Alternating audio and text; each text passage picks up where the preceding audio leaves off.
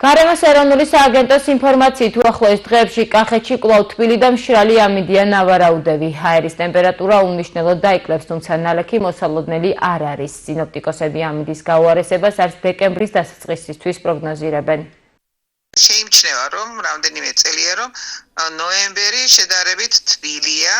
თბილად გადავდივართ ზამთარში ყოველთვის. ატლანტიკის ოკეანეში ელ-ნინოები და ისინია თბილი და ცივი ჰაერის მასების მონაცვლეობა და ფიქრობენ ამერიკელები, რომ წელს ყველაზე ცივი ზამთარი იქნება. ამ დინებებთან დაკავშირებით ეს დინებები გადმოდიან ატლანტიკის ოკეანიდან ევროპის ტერიტორიაზე ხშირად და იქ დახასიათებაში სეზონურ პროგნოზში მითითებული აქვს, რომ აი ეს ცივი ჰაერის მასები იმოქმედებს ევროპის ტერიტორიაზეც ხო და ასე რომ ევროპის ტერიტორიაზე როცა არის სიცივე შემოსვლა მაინც შონავს დასავლეთ ევროპიდან საქართველოს ტერიტორიისკენ და ასე რომ შეიძლება ითქვას რომ ჯერჯერობით შემოდგომა თქო კარგად მთავრდება თბილად უნალექოდ უმეტესად და ეს კვირაც ვინარჩუნებთ თელ საქართველოში უნალექო ამინდს კახეთის რეგიონში და გურჯაანში